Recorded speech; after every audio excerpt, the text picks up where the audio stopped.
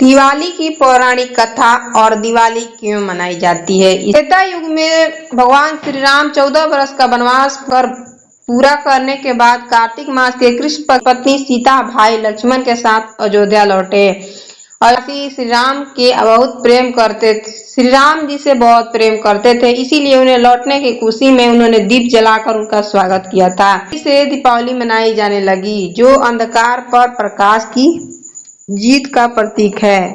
एक नगर में एक साहूकार रहता था, जिसकी एक अत्यंत शील और धार्मिक प्रवृत्ति की बेटी थी। वह रोज अपने घर के सामने खड़े पीपल के पेड़ को जल अर्पित करती थी। उस पीपल वृक्ष स्वयं माँ लक्ष्मी का वास था और उसकी भक्ति से लक्ष्मी जी बहुत प्रसन्न थी। वह कन्या पीपल को जल चढ़ा रही थी, तभी माँ लक्ष्मी प्रकट हुई और बोली, बेटी मैं तुझसे प्रसन्न हूँ, तुझे अपनी सहेली बनाना चाहती हूँ। यह सुनकर लड़की विनम्रता से बोली, माताजी पहले मुझे अपने माता पिता से पूछने दीजिए घर जाकर। उसके बाद उसने सब कुछ बताया और माता पिता की आज्ञा मिलने के बाद उसने लक्ष्मी जी को प्रस्ताव स्वीकार कर लिया। इसके बाद लक्ष्मी जी और साहूकार की बेटी में गहरा स्नेह भाव बन गया। एक दिन जब लक्ष्मी ने अपने घर भोजन पर बुलाया, जब वह वहां पहुंची तो लक्ष्मी जी ने उसे सोने की चौकी पर बैठाकर सोने चांदी के बर्तनों में भोजन कराया और रेशमी वस्त्रों से उसे सुशोभित किया।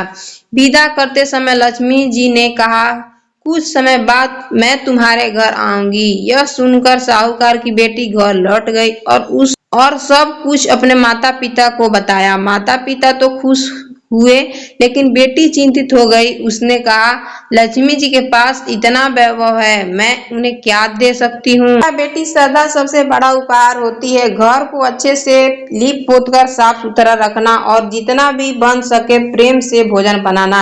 ईश्वर की कृपा हुई, एक चील उड़ती हुई आई और एक नौलखा हार आंगन में गिरा कर चली गई। उस हार को बेचकर बेटी ने अच्छे से घर सजाया, रेशमी वस्त्र, स्वादिष्ट भोजन और सोने की चौकी की व्यवस्था की। जब लक्ष्मी जी उनके घर आई तो बेटी ने उन्हें सोने की चौकी पर बैठने को कहा, पर लक्ष्मी जी मुस्कुरा कर बोली, इस पर तो राजा रानी बैठते हैं। और वे साधारण जमीन पर आसन बिछाकर बैठ गई।